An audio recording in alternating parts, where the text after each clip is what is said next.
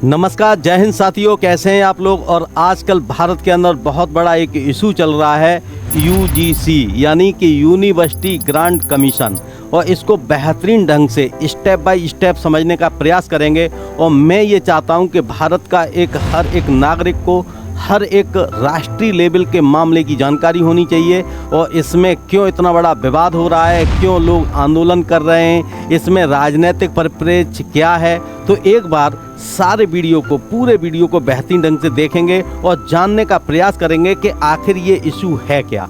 ठीक है, तो यूनिवर्सिटी ग्रांट कमीशन को एक बार देखते हैं और समझने का प्रयास करते हैं कि आखिरकार ये मामला क्यों इतना ज्वलंत मुद्दा है भारत में और क्यों इतना गंभीर समस्या बनी हुई है। तो सबसे पहले तो समझते हैं कि यूजीसी यानी कि यूनिवर्सिटी ग्रांट कमीशन, ये एक ऐसा कमीशन है जो कि इसके लिए एक समिति बनी थी। आज़ादी से पहले ही काम हुआ था कि एक ऐसी संस्था होनी चाहिए यूजीसी जो कि शिक्षा के क्षेत्र में काम करे, यूनिवर्सिटियों को ग्रांट दे। यूनिवर्सिटियों में या जो भी कॉलेज होते हैं वहाँ बहुत सारे कॉन्सेप्ट्स होते हैं, लाइब्रेरियाँ होती हैं, उनको फंडिंग करे जिससे कि वहाँ की शैक्षणिक जो चीज़ें हैं वो बेहतरीन ढंग से चलें।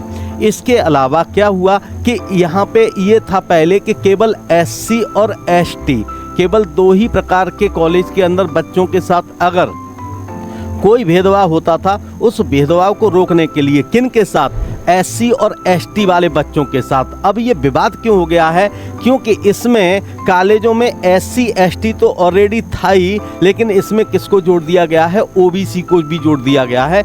इसके अलावा दिव्यांग यानी दिव्यांग बच्चों के साथ भी अगर कोई भी किसी भी प्रकार का भेदभाव होगा तो उसको भी इसके दायरे में लिया गया है। अब देखिए विवाद की घड़ी कहाँ बनती है, इसमें विवाद कहाँ से क्रिएट होता है कि भाई कह दिया गया है कि एससी एसटी ओबीसी दिव्यांग, लेकिन इसमें सवर्ण जाति के बच्चे, मैं किसी विशेष जाति की बात नहीं करूँगा, यहाँ पे किसी राजनीतिक परिप्रेक्ष्य की बात नहीं करूँगा, जो रियल में है, जो फैक्ट हैं, ईमानदारी के साथ जो फैक्ट है वो क्या होना चाहिए, मैं उसकी बात करूँगा। तो यहाँ पे क्या बचते हैं, आपके सवर्ण बचते हैं। अब यहाँ पे यानी कि इस कानून के द्वारा, इस नियम के द्वारा सवर्णों को पहले ही अपराधी बना दिया गया है कि भैया अगर, क्योंकि ये तो इसमें लिस्टेड हो गए कि भाई इनके साथ कोई भेदभाव होगा तो अब करने वाले कौन बचे, सवर्ण बचे। इसी वजह से सवर्ण ग्रुप इसका क्या कर रहा है, विरोध कर रहा है। देखिए आगे हम देखते हैं इसका ढांचा क्या है कि इसमें क्या है, एक इक्विटी कमेटी है और इक्विटी स्क्वाड है और इक्विटी हेल्पलाइन, यानी एक हेल्पलाइन नंबर भी मिलेगा कॉलेज को, यूनिवर्सिटी को। अगर किसी बच्चे के साथ कोई भी भेदभाव होता है तो वो उस हेल्पलाइन नंबर से हेल्प ले सकता है, वहाँ पे अपनी शिकायत को दर्ज करा सकता है। इक्विटी स्क्वाड होगा, हर स्कूल में एक अलग से इसका एक विभाग बनेगा जहाँ पे कुछ टीम के लोग होंगे जो कि ये चीज़ें देखेंगे कि किसी के साथ कोई भेदभाव नहीं है, अगर है तो हम वहाँ पे क्या कर सकते हैं, कंप्लेन कर सकते हैं। ठीक है, और इसके लिए एक कमेटी बनेगी, और जो कमेटी बनेगी सबसे बड़ा इशू इसका भी है, इसमें इसका जो अध्यक्ष होगा तो जो यूनिवर्सिटी के मेन चांसलर हैं वो होंगे। इसके अलावा इसमें कौन होगा, कॉलेज का प्रिंसिपल इसका अध्यक्ष रहेगा कॉलेज के अंदर। इसमें एससी का एक बंदा होगा, इसमें ओबीसी का एक बंदा होगा, कोई एक फीमेल होंगी, यानी इस तरीके से होंगे। अब जैसे मान लीजिए किसी ओबीसी के साथ कोई दुर्व्यवहार हुआ तो उसको पता है भाई मेरी कैटेगरी का कोई बंदा बैठा हुआ है यहाँ पे, वो मेरी बात को सुनेगा, या कोई महिला है तो महिला की बात महिला समझेगी, और कोई एससी एसटी है तो उसकी बात, यानी कि इस मेंबर में जो इस कमेटी है इसमें कोई भी सवर्ण का व्यक्ति नहीं होगा। पॉइंट क्लियर हो गया है कि नहीं। तो एक प्रॉब्लम यहाँ से क्रिएट होती है। अगली हम बात करते हैं कि शिकायत, यदि कोई एससी एसटी ओबीसी या दिव्यांग छात्र शिकायत करता है तो उसके साथ जातिगत भेदभाव हुआ है तो वो 24 घंटे के अंदर उस कमेटी को बता देगा, उस कमेटी से मिलेगा कि भाई मेरे साथ क्या हुआ है, भेदभाव हुआ है। ठीक है, और 7 से 15 दिनों में एक्शन लेना होगा। देखिए सबसे बड़ी समस्या क्या है, यहाँ पे यूनिवर्सिटियों में पुलिस का इन्वॉल्वेशन होना, कॉलेजों में किसका, पुलिस को इन्वॉल्व कर दिया गया है। वैसे बहुत अच्छी बात नहीं है, कॉलेज से और यूनिवर्सिटियों से, विद्यालयों से पुलिस का कोई ताल्लुकात नहीं होना चाहिए। जहाँ पुलिस इन्वॉल्व होती है वहाँ पे प्रॉब्लम होती है, और न चाहते हुए भी क्या होता है, विवाद बन जाता है। इससे राजनीति और बढ़ेगी, माहौल और ख़राब होगा। कोई भी, अब ऐसे मानिए कि मान लीजिए जो डॉरी एक्ट है, दहेज एक्ट है, वो आया, वो केवल महिलाओं की सपोर्ट के लिए था। महिलाओं की सपोर्ट के लिए था, लेकिन थानों में आज जाके पता करिए 100 में से 90% केस फर्जी हैं। यानी कि कोई भी महिला है वो जब चाहे, मान लीजिए कोई पुरुष है जो पति है, सास ससुर हैं, उनको फंसने का भय रहता है, तो वो बगैर ही कुछ गुनाह किए भी थानों में ऐसे खड़े होते हैं जैसे उन्होंने बहुत बड़ा पाप कर दिया है। तो इसके परिणाम क्या, महिलाओं को आगे बढ़ाने के लिए आपने एक वर्ग को पीछे कर दिया। कहीं SC ST OBC को बढ़ाने के लिए कहीं सवर्णों के साथ भेदभाव तो नहीं हो रहा है। ऐसे कई कानून देश के अंदर लागू हुए हैं जो किसी एक वर्ग को उठाने के लिए, बेटी बचाओ बेटी पढ़ाओ आपने नारा दिया, और बेटी बचाओ बेटियों को पढ़ाने के लिए बेटों का बुरा हाल हो गया। फिर बाद में गवर्नमेंट ने क्या, बेटा बचाओ और क्या चीज़, यानी कि जो ड्रग्स कर रहे थे बच्चे, नशा को भगाओ, बेटा बचाओ नशा भगाओ का स्लोगन दिया और बेटों पे काम किया। मेरा कहने का मतलब मात्र इतना है कि कोई भी कानून हम लाते हैं, कोई भी नियम लाते हैं, तो हमें सभी को ध्यान में रख करके सोशल मीडिया के माध्यम से सभी के ओपिनियन जानने चाहिए, समझना चाहिए, उसके बाद इसको इम्प्लीमेंट करना चाहिए। अभी तक कोई भी, न तो सरकार का और न किसी यूनिवर्सिटी के किसी व्यक्ति का कोई इस पर अभी तक कोई इन्फॉर्मेशन नहीं आई है, कोई वक्तव्य उन्होंने जारी नहीं किया है। अब हम बात करते हैं सज़ा की, तो छात्र के लिए दोषी पाए जाने पर छात्र की डिग्री रोकी जा सकती है या उसको परीक्षाओं से वंचित किया जा सकता है। संस्थान के लिए यदि कॉलेज नियम नहीं मानता है तो UGC उसकी मान्यता क्या कर सकती है, रद्द कर सकती है, और उसको कमीशन जो हेल्प करती है फाइनेंशियल, वो भी रोक सकती है। तो एक मजबूरी होगी, और इसमें क्या होगा मेरे भाई, इसमें सीधा प्रॉब्लम होगी कि इसमें राजनीति बढ़ेगी। यानी मान लीजिए दो बच्चों में कोई विवाद हो गया, हल्की फुल्की बातचीत हुई, और जब हल्की फुल्की बातचीत हुई तो देखते हैं ना अपने गांव में, परिवार में कोई हल्का विवाद हुआ, एक थाने चला गया, दूसरे को बुला लिया, और फिर छोटी सी बात को बहुत बड़ा बना दिया जाता है। और ये नॉर्मल क्या होगा, SC ST OBC को ऐसे भड़काने वाले भी मिलेंगे। मान लीजिए दो जनरल के ही बच्चे हैं, ध्यान से समझना मेरी बात, और उनमें कोई मनमुटाव चल रहा है, और एक SC का बच्चा है वो जनरल के साथ है, दूसरे के साथ नहीं है, तो वो क्या करेगा, उसको भड़का करके उसको फंसाने का काम करेगा। इस प्रकार की समस्याएं आएंगी, और इसमें 24 घंटे में एकदम केस करना और इस पे तत्परता दिखाते हुए एक्शन लेना, जहां तत्परता दिखानी चाहिए वहां काम नहीं हो रहा है। चलिए देखते हैं इसके लिए इसे क्यों लाना पड़ा।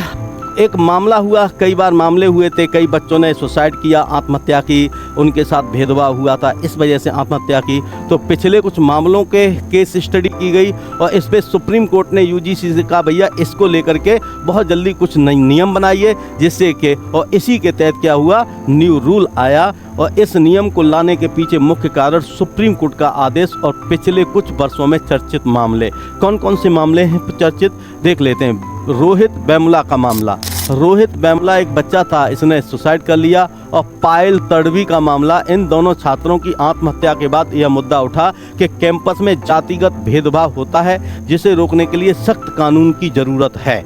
और न्यायिक आदेश आया, सुप्रीम कोर्ट का निर्देश। सुप्रीम कोर्ट ने UGC को निर्देश दिया था कि परिसरों में भेदभाव रोकने के लिए सख्त गाइडलाइन बनाई जाए। क्लियर, ध्यान रखेंगे। इसका विरोध अब ये दो भागों में बट गया है, यानी SC ST और OBC एक तरफ और सवर्ण यानी जनरल एक तरफ। तो इस तरीके से किसके द्वारा, सवर्ण समाज के द्वारा और इसके अलावा कई अन्य संगठनों द्वारा इसका क्या हो रहा है, पुरजोर विरोध किया जा रहा है। क्लियर है।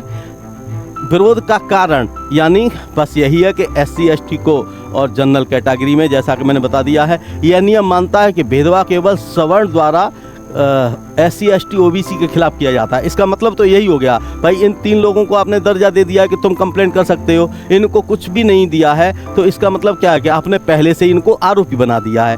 इसमें यह प्रावधान स्पष्ट नहीं है कि अगर कोई जनरल कैटेगरी के छात्र के साथ भेदभाव करे तो उसको क्या सुरक्षा मिलेगी।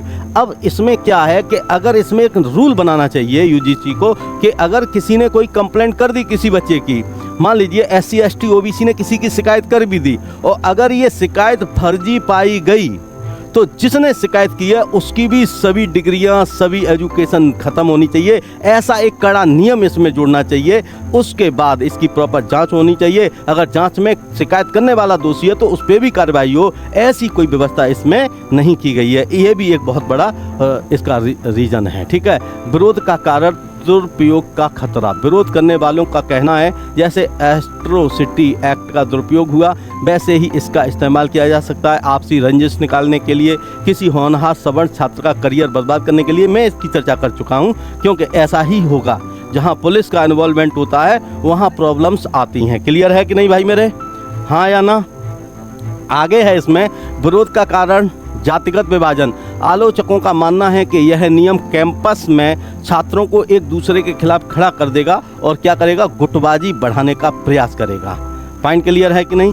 अगला रीजन है कि नियम की तकनीकी बारीकियां। यूजीसी ने जो ढांचा तैयार किया है वह काफ़ी सख्त और व्यापक है। इसमें निम्नलिखित प्रावधान होने चाहिए, ठीक है। Equity committee, equity squad, equity ambassador, equity helpline number, इनमें सभी ग्रुप्स के लोग होने चाहिए। तो इसके बारे में मैं ऑलरेडी आपको बता चुका हूं किस तरीके से प्रीवियस उसमें।